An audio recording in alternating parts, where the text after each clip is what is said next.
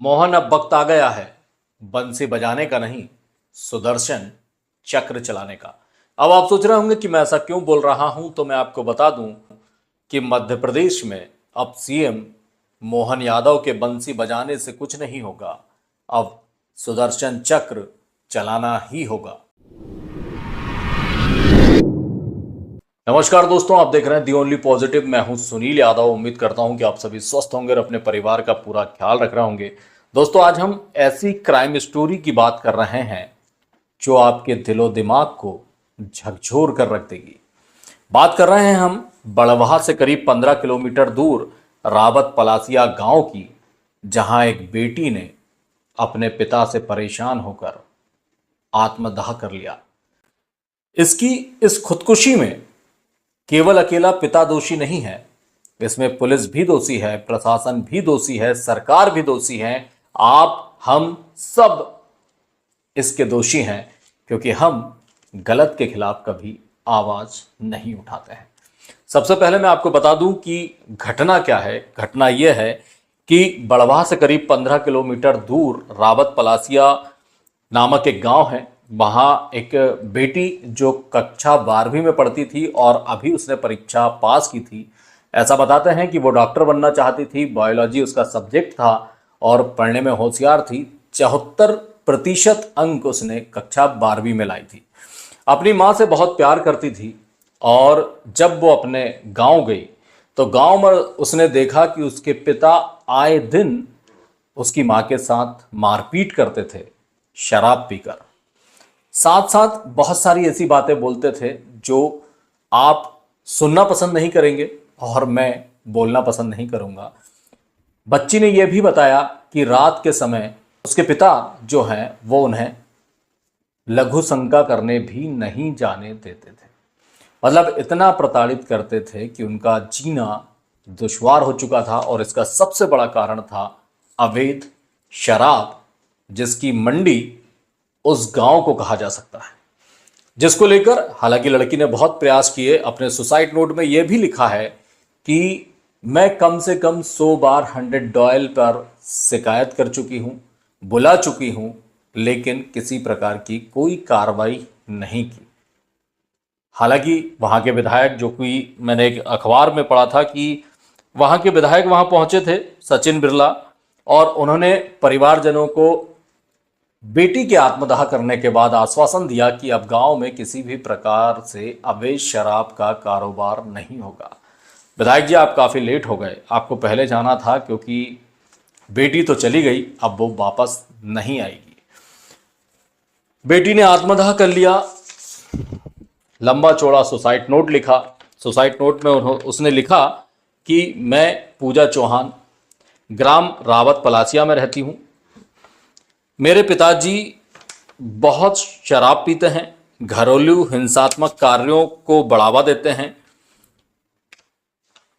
पागल हो गए हैं ऐसा नहीं है, उसने लिखा है कि पागल हो गए हैं ऐसा नहीं है, शराब पीकर अपना होशो हवास खो बैठते हैं, जिसके बाद मम्मी के साथ मारपीट करते हैं और रात के समय हमें बाथरूम भी नहीं जाने देते हैं, बुरी बुरी गालियां देते हैं और किसी की नहीं सुनते हैं।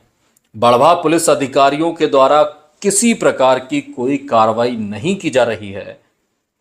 हमने 100 से अधिक बार 100 डायल को भी बुलाया, लेकिन कभी कोई कार्रवाई नहीं हुई। सिर्फ मेरे पापा के हिंसात्मक कार्यों के चलते और पुलिस की लापरवाही के चलते मैं आत्मदाह कर रही हूं। उन्होंने ये लिखा है कि सिर्फ मेरे पापा के हिंसात्मक कार्यों की वजह पुलिस की कार्रवाई ना किए जाने और मेरी मौत के जिम्मेदार हैं बड़वाह पुलिस अधिकारी तथा मेरे पापा रहेंगे, साथ ही शराब बेचने वाले रहेंगे। बेटी कक्षा 12th में है, हो सकता है कि सुसाइड नोट लिखने में उसे काफ़ी परेशानियां हुई हो, इसलिए थोड़ा सा शब्दों का हेरफेर है, लेकिन ये सुसाइड नोट बहुत ज़्यादा वायरल हो रहा है। और ये सही है या गलत है, इसके बारे में ज़्यादा कुछ पुष्टि नहीं है कि यह सुसाइड नोट उसी बेटी ने लिखा है, लेकिन सूत्रों का ये कहना है कि यह सुसाइड नोट उसी ने लिखा है और इसी के साथ अखबारों में भी खबर लगी है कि पुलिस की कार्यप्रणाली, आबकारी विभाग की कार्यप्रणाली बहुत लचर थी। और मैं एक सवाल आपसे पूछना चाहता हूं, क्या आपके गांव में अवैध शराब नहीं बेची जाती है? क्या आपके गांव में महिलाएं और बच्चे शराबी पिता से, भाई से या अपने रिश्तेदारों से प्रताड़ित नहीं हैं? क्या उन अवैध शराब बेचने वालों पर शिकायत होने के बाद कार्रवाई की जाती है या नहीं की जाती है? वापस आते हैं हम उसी खबर पर, क्योंकि क्या पता क्या सोचकर दुनिया में शराब बेची जा रही है कि उससे रेवेन्यू बहुत ज़्यादा आता है। मेरा मानना है कि यदि शराब व्यक्ति नहीं पिएगा तो बहुत सारे फायदे हैं उसके, और उनके फायदे ये भी हैं कि लोग लड़ाई झगड़ा नहीं करेंगे, दुर्घटनाएं कम होंगी, सरकार का पैसा बचेगा और परिवार भी सशक्त होंगे तो प्रॉपर्टी की कीमतें बढ़ेंगी और रेवेन्यू तो सरकार के पास वापस पहुंच जाएगा। आपको बता दें कि युवती ने आत्मदाह आग छत पर लगाकर की थी और 90% जल चुकी थी।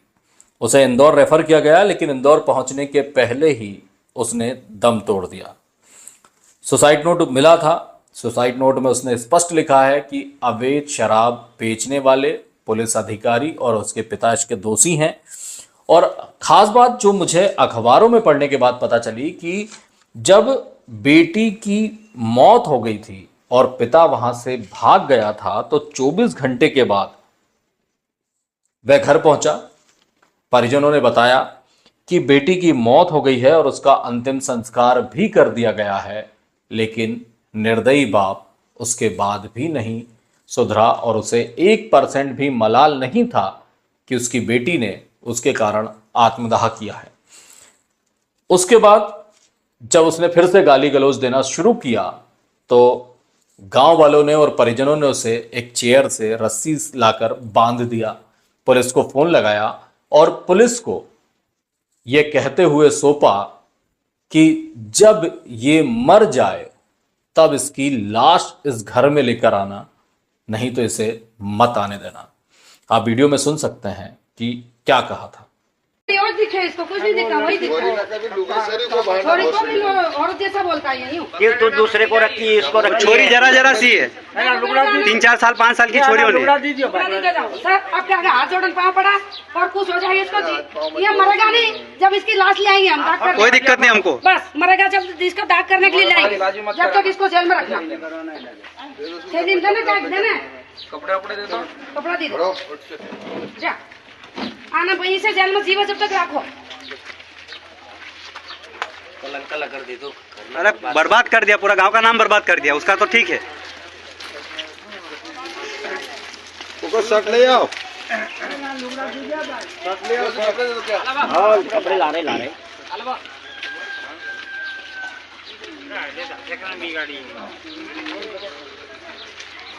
तो अब आप समझ ही गए होंगे कि मेरा कहना यह क्यों था कि मोहन अब मुरली बजाने से काम नहीं होगा, अब सुदर्शन चक्र चलाना ही होगा। तो मेरा मध्य प्रदेश के मुख्यमंत्री मोहन यादव जी से हाथ जोड़कर निवेदन है कि अवैध शराब बंद करवा दीजिए। आप तो यादव हो, कृष्ण कुल में पैदा हुए हो, तो दूध की गंगा बहाइए। आप गांव में शराब की गंगा क्यों बहा रहे हो? अगर 1% भी कहीं आपका दिल दुखा हो तो प्लीज अवैध शराब बिक्री पर रोक लगाइए। और मैं तो कहता हूं कि लीगल भी इतनी महंगी कर दीजिए कि गरीब परिवारों तक तो वो पहुंच भी ना पाए। और रही बात आपकी और हम सब की, तो मैं इतना ही कहना चाहूंगा कि इस वीडियो को अधिक से अधिक वायरल करें, जिससे कि जिम्मेदारों तक ये वीडियो पहुंच सके।